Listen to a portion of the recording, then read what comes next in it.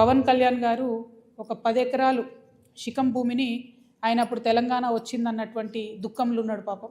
2014లో 11 రోజులు అన్నం తినలేదు, బాగా బాధపడుకుంటా ఏడ్చుకుంటా తెలంగాణలో ఒక 10 ఎకరాల శిఖం భూమిని ఆయన కొనుక్కున్నాడు. అప్పుడు కొనుక్కున్న తర్వాత ఏమైంది, ఆ కొనుక్కునే కన్నా ముందే చాలా చెరువులకు జనరల్గా ఫైనల్ చేసి మ్యాక్సిమం ఫ్లడ్ లెవెల్ అది డిసైడ్ చేయరు. కానీ ఈ పర్టికులర్ చెరువు పవన్ కళ్యాణ్ గారు ల్యాండ్ కొనుక్కున్నది కోడికుంట అనే చెరువు, సర్వే నంబర్ 706. దీంట్లో మొత్తం ఫైనల్ నోటిఫికేషన్ వచ్చింది. ఏ 10 ఎకరాలు అయితే ఆయన కొనుక్కున్నాడో అది శిఖం భూమి అని ఫైనల్ నోటిఫికేషన్లో ఇరిగేషన్ డిపార్ట్మెంట్ చెప్పి ఉన్నది. పవన్ కళ్యాణ్ గారు నిన్న మాట్లాడుకుంటే ఏమన్నారంటే, నా తప్పు ఉంటే అది శిఖం భూమి అయితే ప్రభుత్వానికి ఇచ్చేస్తాం అన్నారు. అయితే ఈయన రిజిస్ట్రేషన్ చేసుకునేటప్పుడు ఎన్ని తప్పులు దొరికాయంటే, అందులో ఓన్లీ 3 ఎకరాలే శిఖము, మిగతా 7 ఎకరాలు మాగాని అని రాసింది. ఖచ్చితంగా రికార్డ్స్లో ఉంది. నేను ప్రభుత్వాన్ని డిమాండ్ చేస్తూ ఉన్నాను. ఇరిగేషన్ రికార్డులో 10 ఏకర్స్ శిఖం భూమి అని ఉన్నది. ఆ కాగితాలు మా దగ్గర ఉన్నాయి. కానీ ప్రభుత్వం దగ్గర ఆల్రెడీ డేటా ఉంటుంది కాబట్టి మీరు చర్యలు తీసుకోవాలని డిమాండ్ చేస్తున్నాను. పవన్ కళ్యాణ్ గారు నేను అడిగేది ఏంటంటే, మీరు వాపస్ ఇస్తా అన్నారు కదా, వాపస్ ఇచ్చేసేయండి. మామూలు రైతుల దగ్గర తీసుకున్నప్పుడు కాంపెన్సేషన్ ఎట్లా ఇస్తారో గవర్నమెంట్, మీకు కూడా ఏ టీడీఆరో ఏ పైసలు ఇస్తారు, అర్జెంటుగా వాపస్ ఇచ్చేసేయండి. మీరు కంచె వేసిండ్రు, ముందు ఆ కంచె తొలగించండి. శిఖం భూమిలో కూడా కంచె వేయడానికి ఉండదు. మీరు మట్టేసిండ్రు, ఆడ గోవులకు వాటికి వీటికి గ్రాసం వేస్తున్నా అని చెప్పారు. మట్టేసిండ్రు, ఆ మట్టి మొత్తం చెరువులే వేసిరు కాబట్టి అది కూడా తొలగించాలి. తక్షణమే మీరు వాపస్ ఇవ్వాలని చెప్పి నేను పవన్ కళ్యాణ్ గారిని డిమాండ్ చేస్తున్నాను. At the same time Pawan Kalyan గారు ఏమంటాడు, అనేకమైన మాటలు అన్నాడు. తెలంగాణ వాదులు ప్రాంతీయవాదం అంటే ఉగ్రవాదం అన్నాడు. అనుకుంటా నేను గద్దరన్నకు కారు కొనిచ్చిన అన్నాడు. అంటే మీరు మా కళాకారులను ఎందుకు అవమానపరుస్తారు? ఒక పక్కనేమో ప్రొఫెసర్ నాగేశ్వర్ మాట్లాడితే ఆయన మీదకి వస్తారు మీద, ఇంకో పక్క కళాకారులు.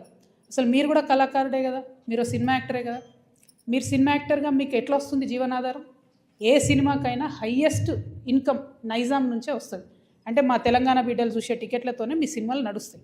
హయ్యెస్ట్ ఇన్కమ్ నైజామే, హయ్యెస్ట్ కలెక్షన్స్. అంటే మీరు కొనుక్కున్న ప్రతి కారులో మా తెలంగాణ బిడ్డలు కొన్న టికెట్ పైసలు ఉన్నాయి. మీరు కొనుక్కున్న ప్రతి భూమిలో మా తెలంగాణ బిడ్డలు కొన్న టికెట్ పైసలు ఉన్నాయి. మీరు మా గద్దరన్నను పట్టుకొని నేను కారు కొనిచ్చినానని ఆయన చనిపోయాడు. మీరు కొనిచ్చిరో కొనియలేదో ఎవరు తెలియదు. కానీ జనరల్గా ఏమంటారంటే, మనం ఒక మంచి పొజిషన్లో ఉన్నప్పుడు కుడి చేత్తోని దానం చేస్తే ఎడమ చేతికి తెలియదు అంటారు. అప్పుడెప్పుడో కారు కొనిచ్చి గప్పాలు కొట్టుకునేది మీరు కొంటే కొన్నారు కావచ్చు, పెద్ద ముచ్చటేముంది. ఆయన ఎన్ని ఫోక్ ట్యూన్స్ దొంగతనాలు చేసి మీరు సినిమా పాటలు పెట్టుకుంటలేరు. ఇచ్చిరా ఎప్పుడన్నా రాయల్టీ మీరు ఫోక్ ఆర్టిస్టులకి? ఎప్పుడన్నా ఫోక్ ఆర్టిస్టులను ఆదుకున్నారా? చిన్న నిర్మాతలను ఆదుకున్నారా? పక్క రాష్ట్రాల్లో ఎట్లా చేస్తారు, తమిళనాడులో అక్కడిక్కడ వాళ్ళందరూ. నేను ఎందుకు ఈ మాట చెప్తా ఉన్నా అంటే, మీరు ఒకటంటే మేము 100 అనాల్సి వస్తుంది. పవన్ కళ్యాణ్ కానీ ఎవరు కానీ భూములు కొనుక్కున్నా, అది రిజిస్ట్రేషన్ చేసుకున్నా, వాటి ఫైనల్ డీటెయిల్స్ తెలిసేంత వరకు మీకు తెలిసి నేను ఎక్కువ మాట్లాడను. నేను ఈ వివాదం వచ్చిన తర్వాత పర్టికులర్లీ పవన్ కళ్యాణ్ భూమి గురించి వాస్తవానికి నేను మాట్లాడలేదు. చాలామంది తెలంగాణ వాదులు తీసి ఇంటర్నెట్లో పెట్టిన తర్వాత అదేంది అని నేను డీటెయిల్గా తీసుకుంటే, ఆ డీటెయిల్స్లో వచ్చింది ఏంటి అంటే, అన్ని లేక్స్ లాగా కాకుండా ఈ లేక్కి ఫైనలైజేషన్ అయిన తర్వాత వారు కొనుక్కున్న 10 ఎకరాలు కూడా శిఖం భూమి అని తెలుస్తుంది. కాబట్టి ఆయనే అన్నారు కదా, శిఖం భూమి అని తెలిస్తే వాపస్ ఇస్తాను, వాపస్ ఇవ్వమని మేము డిమాండ్ చేస్తాం. మీకు బరాబర్ మా జాగిరే కదా, తెలంగాణ ప్రజల జాగిరే కదా. పవన్ కళ్యాణ్ జాగిర్ అయితే కాదు కదా, పవన్ కళ్యాణ్ వాళ్ళ ఫోర్ ఫాదర్ జాగిర్ కాదు కదా, మా జాగిరే కదా. మేము కదా కొట్లాడింది తెలంగాణ కోసం.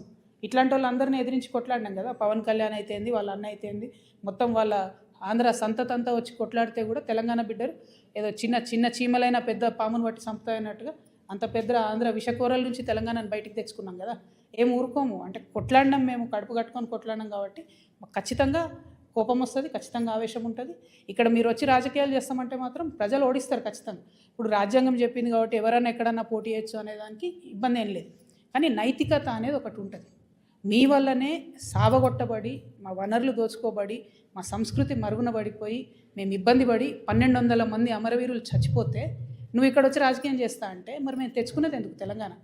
మేము చూసుకుంటే ఎందుకు ఊరుకుంటాం? టెక్నికల్గా నువ్వు 100 పనులు చేయొచ్చు, కానీ మారాలిటీ ఉండదా లైఫ్లో? నైతికత ఉండదా? చాలా పెద్ద నైతిక విలువలు చెప్పేటటువంటి మనిషి వద్దు ముర్రో అంటే ఈ వన్ సైడ్ లవ్ ఏంద్రా నాయన, మాకు అర్థమైతే లేదు. వద్దు బాబు, మీ ఆంధ్రాలో మీరు ఏమైనా చూసుకోండి అంటే ఈ గోలేంది, మీద వచ్చి యాసిడ్ వస్తా అన్నట్టు ఈ బలవంతము లవ్ ఏంది, నాకు అర్థమవుతుంది. కట్టుకోండి కదా క్యాపిటల్, ఆడ పడవలు వేసుకొని పోయే పరిస్థితి ఉంది, ఆడ కట్టుకోండి. అక్కడ ప్రజలను బాగా చూసుకోండి, అక్కడ ప్రజలకు హెల్ప్ చేయండి, అక్కడ పేద ప్రజలకు పనులు చేయండి. అవన్నీ ఇట్స్ వచ్చి మా మీద పడి ఎందుకు? ఇక్కడ లేరా మా నాయకులు? మస్తు మంది ఉన్నారు కదా. మేమే ఎవరమవరం గెలుస్తాం, మేమే ఎవరమవరం చేసుకుంటాం. మా వాళ్ళు చేయగలిగినంత మేము చేసుకుంటాం, మేము బాగుపడతాం.